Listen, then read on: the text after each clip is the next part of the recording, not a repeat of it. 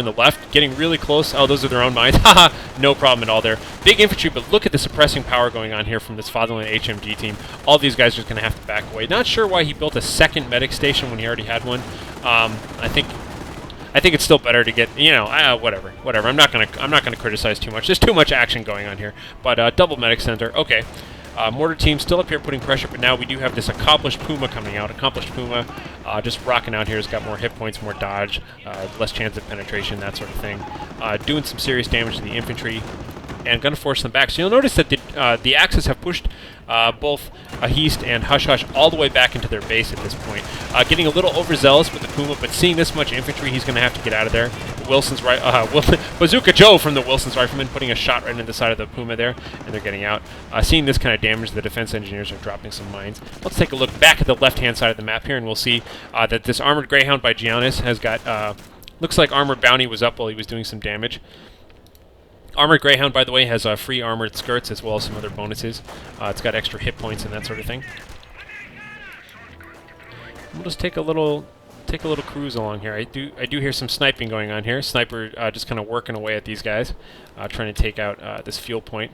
It's very important to guard these fuel points. So you can see the sniper's going to do some pretty serious damage. They might not even be able to cap all that, but still action going on everywhere. Accomplished Puma putting pressure on all these infantry. The sniper here is still moving around in no man's land. Flamethrower engineers moving up. I like this use of the heavy machine gun team here for the most part. This is a nice little kind of flanking position, but the single machine gun team is putting some pressure on them as well. But looks like these guys are going to have to retreat. Damaged engine here. Hush Hush, quick to get out Duffy's anti-tank gun. Bam! With the free armor-piercing rounds on the Duffy's anti-tank gun, he does some serious damage there. Armored Greyhound, Duffy's anti-tank gun on the left. So Giannis has got both, and we do have another Greyhound here from Air. So, all right, taking a look around here. Still constant fighting going on both sides. Double snipers being illuminated. Still putting some serious sniping. Oh boy, only a single of this Katzenmeyer's Volksgrenadiers left. He's got to retreat. He's got to retreat. Both snipers forced out of there, though. And it looks like the... Oh, no! Wilson's Riflemen take out Katzenmeyer's Volksgrenadiers. Fatherland HMG team. Look at how fast those guys move in friendly territory. Going to set up right in the face of these guys. Hopefully get some good suppression down before they get a hand grenade chucked in their face. Looks like that's doing pretty well, even though they're sitting out here in open territory. Oh, no, though. Is this a strafing run? Is this going to be an artillery strike? Single grenade goes off. Yes, artillery strike from the destructive mortar team coming down right here. That was probably a little bit too much, but, you know, whatever. That's fine. He definitely got rid of the HMG problem they were having. And looks like these infantry on this side here, backed by an accomplished Stug, are just putting some pressure on this fuel point here. So, Airco repairing his Greyhound, but definitely going to have to get out of there with the Stug facing down its rear armor. Let's take a quick peek at everybody's base and see what's going on here. We'll see that Sweeb went straight for a Panzer Command and is now building a Kampfkraft Center, definitely going for armor. Panzer Command again for the 2nd Blitzkrieg Commander, Leon Ra. Meanwhile, we have a Sturm Armory for Verse and a Sturm Armory for Makaay, who's now even bringing out a Nebelwerfer. Nebelwerfer, for those of you who care about my terrible pronunciations of foreign words. So, where do we have now? You'll see that the anti-tank guns brought out here by Hush Hush were enough to kind of put back all the pressure that the Puma was replacing. But now they're, you know, countering the counter and making sure that they put pressure on those AT guns, what with their infantry and that sort of thing. The accomplished Stug pressing up into a direction where it doesn't have to deal with anti-tank guns. The tank gun's flanking around to put some more pressure out there.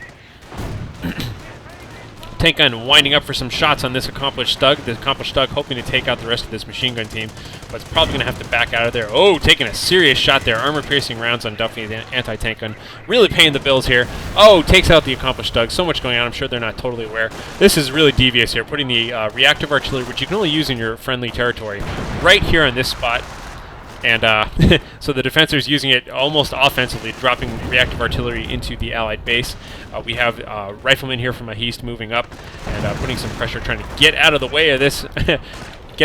Putting a sticky bomb on a motorcycle. Sticky bomb will always kill a motorcycle. Boom! Completely gone there. And the riflemen now just kind of gracefully retreating, knowing no one can see them. Whoa, that one got kind of close. There's definitely vision there. And Sniper putting some pressure on them. Let's take a look on the left here, though. We do have a single Panzer out from Sweeb. And he does have the armored skirts upgrade as well as 16% extra health, backed by this accomplished stud with the Flame Pioneers burning out this machine gun team stuck in the building here. Massive fighting going on the left. You'll note that there has just been light skirmishing in the center. Given that this point is so important for winning the game, not a ton of fighting going on here. Maybe some Panzerfaust action on this Greyhound armored car. Looks like just lots of fighting going on here in general.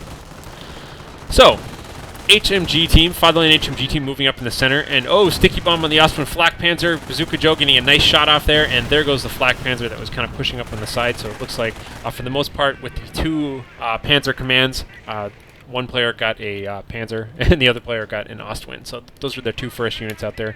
Definitely building more, but I'm going to go ahead and just leave that for the time being, and we'll just take a look as they come out on the battlefield there. These two Greyhound armored cars just fumbling around, just trying to make sure they get the heck away from this Stug. Stug really wrecking into them. Looks like this one will get away, but the burning one, if he's aware of it, he should be able to hunt it down. Once again, fighting over this fuel point. The Allies desperate to get this 10 control fuel point. That's, of course, the good one. I'm surprised that the Axis haven't reinforced this with an observation post, or at least reinforced one of these. Reinforcing a 5 fuel point, low fuel point, is always kind of boring, but it's kind of better than nothing if you're trying to maximize your fuel. Taking some shots at the medics, making sure they prevent that. That's always a really good idea. Looks like this sniper might even take a shot at a medic. Oh, sorry, that's Hush Hush's sniper. Ha ha ha. He's doing a good job here sniping away. Still maintaining control of that fuel point. For the time being, a little bit of peace and quiet here. Oh, I hear a Nebelwerfer. Nebel, no. Definitely hear one. Where is it? There it is. And that was firing where? Right inside the front of their base. Clearly aware that there are going to be some mortar teams there. Oh, pinning that mortar team, and that looks like the last of the shots there. And check out these brazen Knights Crossholders. So, Panzer Command Knights Crossholders coming out now, deciding they want to put a ton of pressure on this anti-tank gun, dropping a flare even, and now just kind of backing out because they realize the entire Allied army is there. Still a bunch of fighting going on over here. Looks like these guys even getting pinned, perhaps by bursts from the Browning automatic rifles there. I can call them bars. Duffy's anti-tank gun in a nice little position here, but very vulnerable to snipers and to infantry, so it's got to be careful with that. Still solid control here using this forward barracks. That's probably one of the defining things that they've done correctly on this side. Other than having just great unit composition and great counters to unit composition, having that forward barracks there has really, really provided them with what they need to be able to attack and consistently resupply up there. Looks like a rocket barrage now going down. Very serious rocket barrage over here. So the Blitzkrieg commanders dropping a rocket barrage, doing tons of damage. Spotted by the Knights Crossholders. These guys are just badasses. If you're not familiar with them, you produce them from the Panzer Command, and they're just ridiculous. They're very effective against infantry, very hard to kill. Just, you know, crazy little dudes there. So they're decapping this front point here, which is always cool. Risking a little bit of mortar fire, and they're just going to tough it out. They're badasses. They don't care if they're being shot in the face by an anti-tank gun. They're just kind of toughing it out here. And actually capping it, so really, really aggressive forward control going on. And it's always tempting if you're winning the game just to be satisfied with your position, but always cap more than you need, so you have something to give up when they surprise, attack you with triple Pershings or something like that. And by the way, this is triple armor players, so that's a huge deal. Massive, massive attack here and a massive, massive retreat. Looks like I don't think there was a forced retreat there, though. He's definitely used it already this game, but there was a little bit of propaganda there. Meanwhile, a little bit of miscommunication. Looks like the accomplished Puma is moving out to where the Nebelwerfers are, and it looks like he was kind enough to get healed. That looked like an AoE heal that went off over there from his defensive ally verse here. So at least the two of them are working in cahoots. Out of control, Stug! No! Looks like may have even been picked off by this Greyhound. Meanwhile, we do have the Vet 2 Panzers now pushing up. So Vet 2 Panzer, good idea, always. Moving right along, they've got the MG42 and the big barrels just fighting away here. Little bit of harassment danger here, what with sticky bombs and with Wilson's rifleman, with my good old friend Bazooka Joe. No! Bazooka Joe just took one in the face and is dead. Oh! And the whole Wilson's rifleman team being finished off by this lucky sniper down here. So, really ill-fated attack. If you had got up and took a bazooka shot or two and then a sticky bomb and retreated, could have been a lot more effective, but that's a problem. So, really defensive positions here. They have the right units, but they are just crushed into their base. They really need to use some of these See, that's the problem. They don't have any infantry. It's really hard to cap points with... Oh, look at that! Machine gun getting some shots on this sniper. Sniper having to back away. Good use of offensive flare here. But it's really hard to recap stuff when all you have is special units. You really need somebody just to have a ball of infantry that you can use. So the left-hand side is looking pretty thoroughly crushed at the moment. Triple cap already in action. These special operations pioneers really paying for themselves here, capping this deep point, and then it looks like the bargain Volksgrenadiers taking care of that. So now we do have, we've got our Sherman Calliope on the battlefield here. Looks like at least one rocket barrage went off. Not a bad thing. I mean, really, you want to put some pressure on this, and it's probably at this point in the game. Wow, look at that! Look at that extra shooting going on there. Completely taking these guys out. Sticky bombs, definitely going to be a problem here for this accomplished Puma from Makaay. Taking some serious damage, getting immobilized, but now being backed up here by the Volksgrenadiers. We do have the Sherman moving on up. And whenever you see one Sherman, you're definitely going to see two, because in these huge games, it seems like as soon as the armored player gets really close to level 6, he just starts saving up money. So he has about $1,000 when he's like nearing level 6, so that he can just build one and then get another 600 to build the next one, 640, whatever. So a little bit of Nebel warfaring going on here.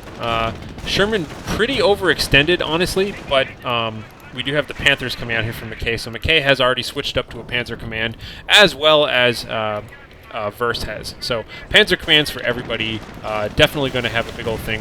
Whoa, it looks like we got some Panzer Shrek going on here. Auto-repairing Sherman Calliope, trying its best to get out of there. Panther doing some serious damage. This Panther is extremely effective against armor. Calliope! Oh, let's get a good look at this Calliope in action here. And on these 4v4 games, I really do enjoy kind of messing with the camera angle just a little bit, because sometimes there's so much going on, you just kind of want to just look around the battlefield and just kind of appreciate what's going on. So we can see off in the distance there are paratroopers landing. Let's take a quick view. I'm sorry if I'm pissing people off with the weird camera angles, but sometimes it's just nice to kind of appreciate the amount of units that are actually moving around out here in the field. So let me restore that. Again, if you're not familiar, double backspace is the hotkey to restore default camera position. So looks like both Calliopes got out of the way here. Big defensive, reactive artillery as well as a rocket barrage going off right here, but luckily everybody backed out of there. So really just a lot of pinned units and that sort of thing. Forward moving mortar teams. These mortar teams have been alive all game. It's kind of surprising. 18 kills for the destructive mortar team and just 4 for this guy. But they've been doing their thing. Big infantry push here. That's part of the reason why this right-hand side is doing so well, is because they have a nice synergy between big old blobs. Whoa, another defensive probably dropped right about here. It's always cool to be able to use reactive artillery offensively, even though it's a defensive ability. Just put it really close to their territory so you can shoot inward. And